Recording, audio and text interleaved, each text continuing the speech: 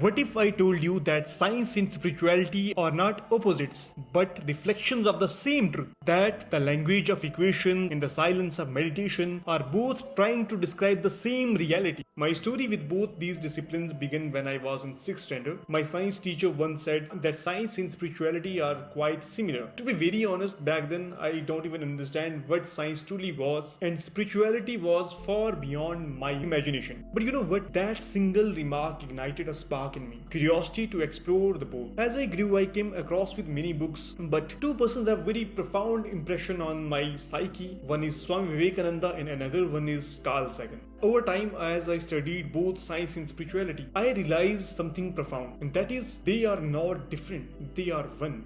They are the two ways of looking at the same reality. The principles of physics I found mirror the philosophy of Vedanta, one of the India's highest form of spiritual thought. In this video, we will explore how science, especially physics, and spirituality are two sides of the same coin, or even I can say they are the same.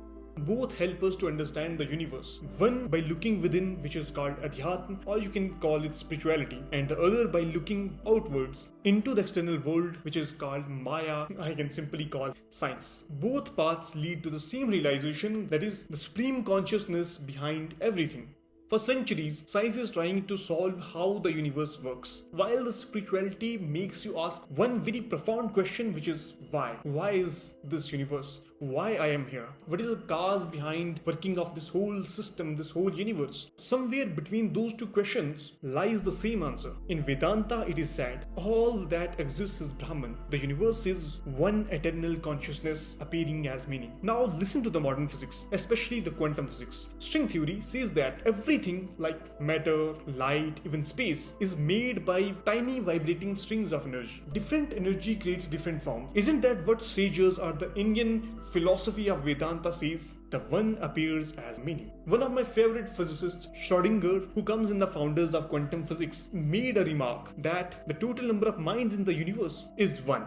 You know what? He was deeply influenced by the Upanishads. So what Upanishads are? Upanishads are the books which contains the philosophy of Hindu Dharma. So here is a question. Why are physicists trying to understand world reads Upanishads? Because he knew that both science and spirituality are trying to solve one problem, or even we can say trying to understand one problem. Quantum mechanics showed him that the observer and the observed are not truly separate, that consciousness participates in some mysterious way in reality. Vedanta says the same. The observer is not different from what is observed. They both are the same. There is a very profound line in Mandukya Upanishad which says that the seer, the seeing, and the seen becomes the one. Now the quantum physics makes the similar remark that the act of observation changes the very nature of what is being observed. Different words, same truth. These are two different words, two different sentences, but they are trying to understand the same truth. Both science and spirituality are journeys towards understanding the same mystery, that everything is connected. We are not separate from the universe. We are the universe becoming aware of itself,